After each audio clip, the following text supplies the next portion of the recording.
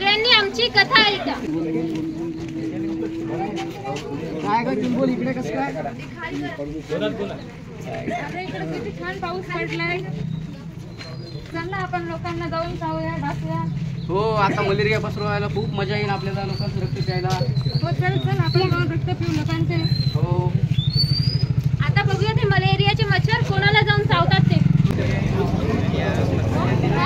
आपल्या इकडे कसं काय आली? अरे इकडे किती छान वातावरण आहे। रात्री पाऊस पडला होता मस्त। नदी पाणी साचले तर आपण लोकांना डसूया मस्त लोकांना त्रास देऊया। मलेरिया पसरवायला खूप मजा येईल लोकांचं रक्त प्यायला पण खूप मजा येईल आता। हो ना चल जाऊन डसूया। चला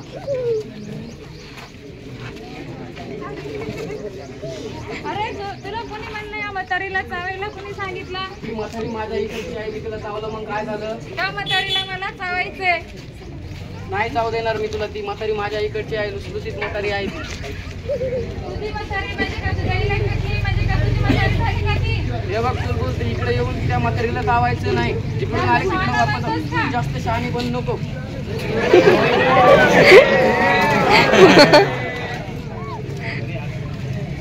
नमस्कार कसे आहात तुम्ही सगळे?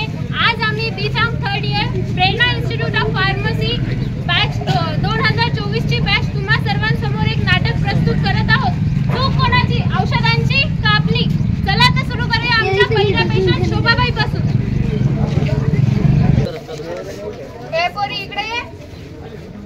हो आले सासूबाई बोला ना। हे काय बनवलंस तू? हे शिकून आलीस तू या घरून? तू आधीच मला डोकं दुखायला ताप आली आणि असं बनवलंस का? असं काय बघायला? जाय माझ्यासाठी गरम गरम चहा घेऊन ये। हो आणते सासूबाई। काय केली? काय येत नाही जात नाही तिला? कशी काय मी अशी चूक करून आणली? काय नाही म्हातारी दिसती बसलेली असते काय घेत नाही काय नाही। जरा सासूबाई चहा तुम्हाला। सासूबाई तुम्हाला माहिती आहे का पावसाळ्याचे दिवस चालू येतं। चला ना आपण दवाखान्यात जाऊ। डेंग्यू मलेरियाची साथ सुरू आहे म्हणजे तुम्ही लवकर ठीक होता दवाखान्यात गेल्यावर। आता तुम्हाला शिकवणार आहे काय करायचं काय नाही ते। काय झालंय तुला? काय दुखतंय तुझं? अरे माझं डोकं दुखायलंय अंग दुखायलंय ताप आली मला। चला ना सासूबाई दवाखान्यात जाऊ। मला नाही यायचं त्या दवाखान्यात। अरे चल ऐकत जा चला ना कधी. सासूबाई। हे बायकोच्या बैलाने मी बायकोला किती करतो। हो मी तेच करतो चल दवाखान्यात। मला नाही यायचं त्या अरे चल म्हणलं ना। दवाखान्यात। चला हा चल लवकर.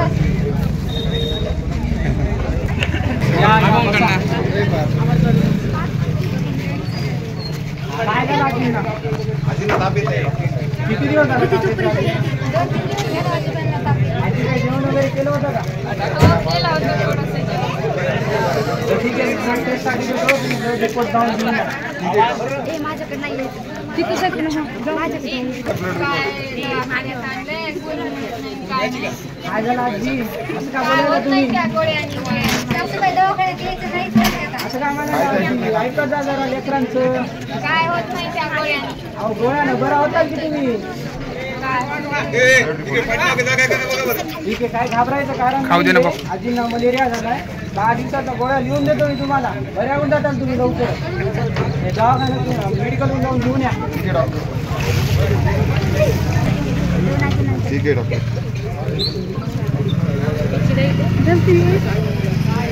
या मग आजी 10 दिवसानंतर। म्हणतील ते आपण नंतर बघू। आता आपण सीतारामची गोष्ट बघू ज्यालाही मलेरिया झालेला आहे। डॉक्टरांनी त्याला सुद्धा तीच मेडिसिन दिली ती शोभाबाईला दिली। बघू सीताराम ठीक झालाय का नाही मलेरिया पासून। गीता इकडे का पाणी घेऊन ये। पुण्याला सोडून जमाना झाला मग कशामुळे व्हायला काय माहिती? मग दवाखान्यात जायचं का? मग चला मग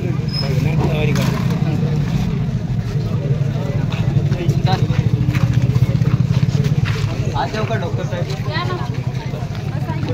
काय झालं यांना? त्याला मागे मलेरिया झाला होता आम्ही तुमच्या दवाखान्यात आलो होतो त्यांची रिपोर्ट। बरं यांना ताप वगैरे काही आहे का? आपण त्यांच्या तोंडाला आलेलं आहे। तोंडात आलंय का? जेवताना प्रॉब्लेम व्हायला त्याचा आग व्हायची तोंडाची।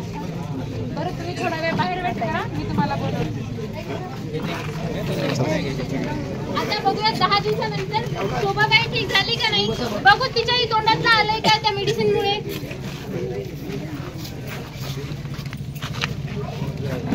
हे घ्या सासूबाई तुमच्यासाठी जेवण। मला नाही जेवायचं ग। काय झालं सासूबाई तुम्हाला? माझ्या तोंडातलं आलंय मला खाऊ वाटणं अशक्त वाटायले। बस तुला पण परत दवाखान्यात जाऊ. त्या दवाखान्यात जाऊन कोण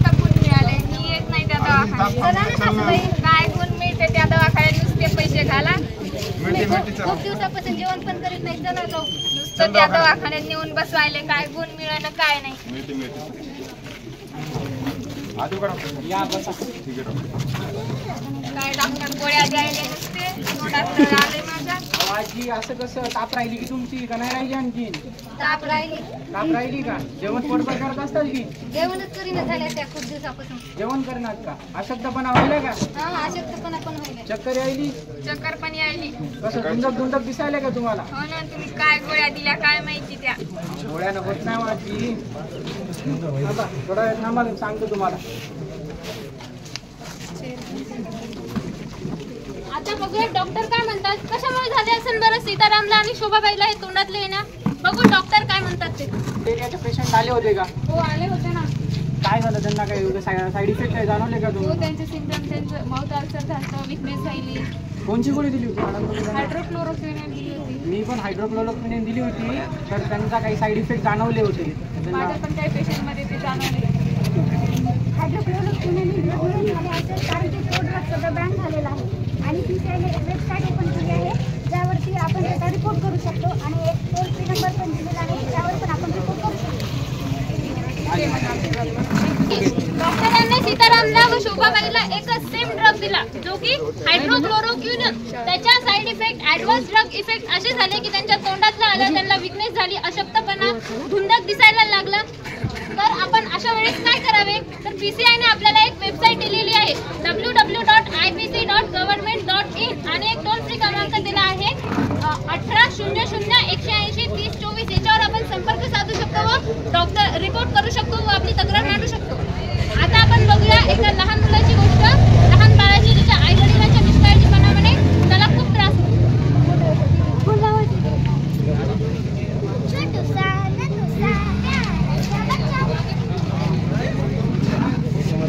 हॅलो बोल ना. अहो ऐका की आपल्या बाळाला जास्त पाऊस आला नाही का? ठीक आहे घेऊन येतो येतो. हो हो बाळासाठी पावडर द्या.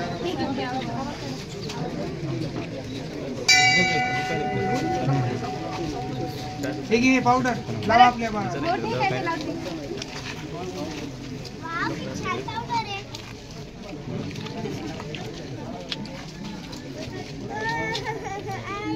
अरे बाळा काय झालं काय रडत आहे? अहो ऐका की बघा ना आपल्या बाळाला काय झालंय. काय झालं आपल्या बाळाला? बघा ना हिच्या अंगावर दात कशी आले ते रडत आहे पुन्हा ही. चला आपण बाळाला डॉक्टराकडे घेऊन जाऊ. बरं चला चला. आता हे सर्व डॉक्टरांकडे जातात. बघू डॉक्टर काय म्हणतात. अहो हे सगळं कशामुळे झालं असं? मला तरी काय माहिती बाळाची काळजी दूध घेते ना. तुम्ही प्रत्येक गोष्टीला जिम्मेदार मलाच ठरवा. नाही काळजी दूध घेते दिवसभर घरी दूध असते ना. तुम्ही प्रत्येक गोष्टीला मलाच म्हणता. तुम्हाला तुला काय काय येत नाही. कळते? गप्पी बस. तुम्हालाच काय येत नाही. बघा शांत बसा. आहे दवाखाना आहे तिथं भांडण नका करू. काय झालंय? बघा बरं डॉक्टर साहेब आमच्या बाळाला काय झाले? बाळाला आणा मध्ये.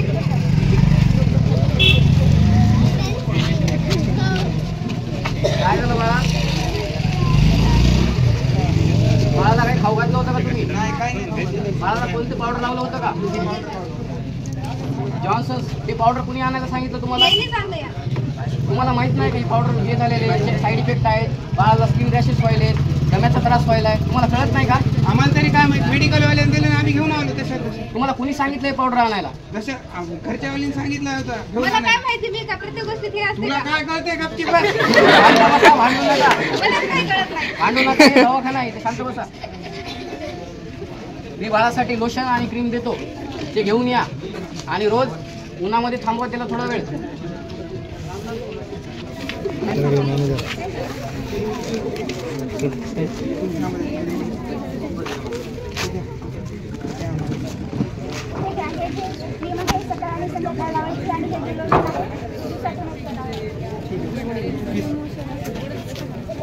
बघितलं का तुम्ही सर्वांनी वडिलांच्या चुकीमुळे व आईच्या निष्काळजीपणामुळे बाळाला किती त्रास झाला. तर आपण काय करावे? डॉक्टरांना विचारूनच आपल्या बाळांना काही पण यूज करावे. बाळांची त्वचा ही खूप नाजूक असते, सेन्सिटिव्ह असते. तर चला आता आपण बघूया अपूर्वाची गोष्ट.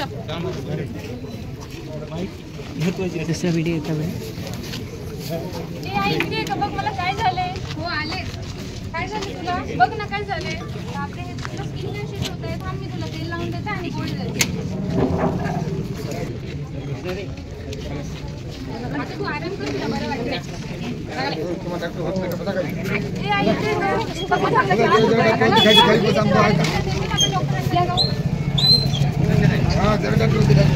सॉरी सॉरी सर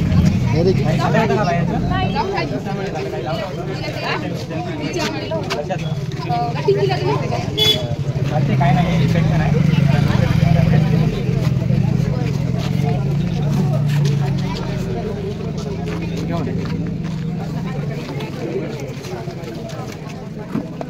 ठीक आहे, याची क्रीम आहे, रात्री झोपताना एकदा लावायची आणि याची लोशन आहे, सकाळी संध्याकाळी.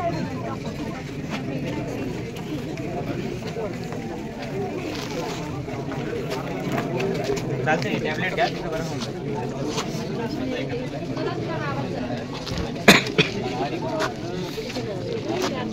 बघितलं का तुम्ही सर्वांनी, अपूर्वाची आई ही डॉक्टरांशी खोटी बोलली. तिने अपूर्वाला घरी एक टॅबलेट दिली, तरी तिने त्याची माहिती डॉक्टरांना दिली नाही. बघूत आता एका दिवसानंतर अपूर्वा ठीक होते का नाही डॉक्टरने त्यांनी दिली नाही टॅबलेटमुळे.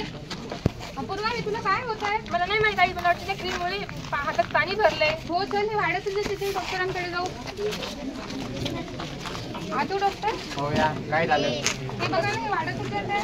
हाती काळ पडला आणि जास्तच वाढत आहे. तुम्ही काही दिली होती का घरी टॅबलेट एक्स्ट्रा? हो, तिला टॅबलेट दिली होती. तुम्हाला सांगितलं होतं ना, मी विचारलं होतं ना टॅबलेट दिली नाही दिली. कुठे दाखवा.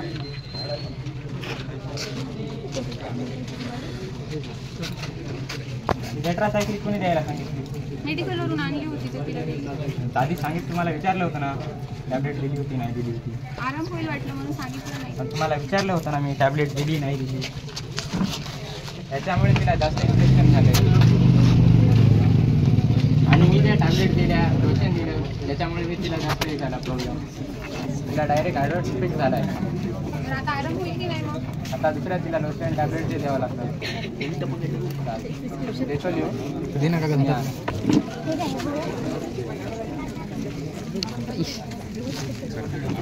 चालते. टॅबलेट आणि लोशन लावा आणि इथून पुढे कधी डॉक्टरकडे विचारले, डॉक्टरने टॅबलेट घेतली नाही घेतली, खरं सांगायचं, खोटं बोलायचं नाही डॉक्टरशी कधी. कळालं का? बघितलं का तुम्ही सर्वांनी, अपूर्वाच्या आईच्या चुकीमुळे अपूर्वाला किती त्रास सहन करावा लागला. जसं की आपण शोभाबाई आणि सीतारामची गोष्ट बघितली. त्यांना मलेरिया झाला होता, त्यांना डॉक्टरांनी हायड्रोक्लोरोक्विनोन ही टॅबलेट दिली, त्यानेही त्यांना ॲडव्हर्स इफेक्ट झाला. बघू यावर त्यांचे डॉक्टर काय म्हणतात. तर डॉक्टरांना कोणतीही गोळी घ्यायच्या टायमिंगला तुम्हाला जो जो त्रास होतो तो सगळं सांगत चला. तुम्हाला बीपी शुगर काय असेल तर पहिले सांगा, मग डॉक्टरच्या हिशोबाने तुम्हाला गोळ्या देतील. त्यानुसार तुम्हाला साईड इफेक्ट काही होणार नाही. आपल्या जीवनाला आपणच जबाबदार आहात. नंतर आपण बघितली बाळाच्या वडिलांच्या चूक व आईच्या निष्काळजीपणामुळे बाळाला झालेला त्रास. बाळ सतत रडत राहिलं, बाळाच्या अंगावर चट्टे आले व बाळाला श्वास घेण्यात त्रास झाला. बघू डॉक्टर काय म्हणतात बाळांचे. हे बघा, बाळांची काळजी घेणे पहिले तर त्यांच्या आई वडिलांची मुख्य प्रामाणिक आणि प्राधान्य आहे. बाळाची काळजी घेणे तुमची पहिली गरज आहे. बाळा कोणाचंही न ऐकता आणि कोणाच्या ऐकण्यावरून कोणतीही गोष्ट करायची नाही, कोणतेही पावडर लावायचं नाही. डॉक्टरांच्या सल्ल्यानेच सगळं वापरायचं बाळासाठी. बाळाची स्किन नाजूक असते. आम्ही जी चुकी केली ती तुम्ही इथून पुढे करू नका. यानंतर आपण बघितली अपूर्वाची गोष्ट. अपूर्वाच्या आईने तिला गोळी दिली, पण डॉक्टरांना तिची माहिती दिली नाही. त्यामुळे डॉक्टरांनी दिलेल्या गोळ्या व अपूर्वाच्या आईने दिलेली गोळी, त्या दोन्हीचे मिळून ॲडव्हर्स इफेक्ट झाले व त्याचा त्रास अपूर्वाला सहन करावा लागला. बघूत अपूर्वाचे डॉक्टर काय म्हणतात. तर कधी डॉक्टराकडे गेल्यावर आधी टॅबलेट घेतलेली सांगायची असते डॉक्टरला आणि त्याची माहिती द्यायची असते. कधी मनाने कोणत्याही टॅबलेट घ्यायच्या नाही, माहीत असतील तरच घ्यायच्या. आणि काही इन्फॉर्मेशन मिळत नसेल तर डायरेक्ट डॉक्टरांकडे जाऊन त्यांना सांगायचं काय होते काय नाही.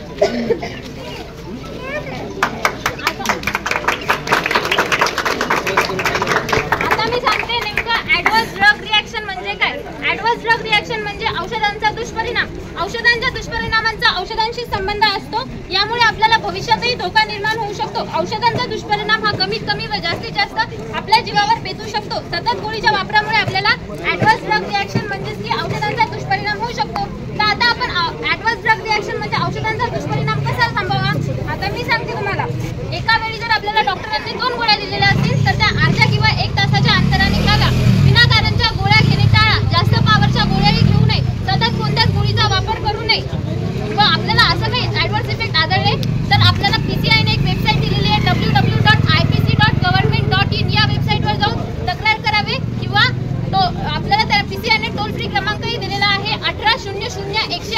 2024 त्याच्यावर जाऊन आपण संपर्क साधावे किंवा डॉक्टरांशी किंवा फार्मासिस्टला विचारावे. तुम्ही आम्हा सर्वांची कथा मन लावून ऐकल्याबद्दल तुम्हा सर्वांचे धन्यवाद.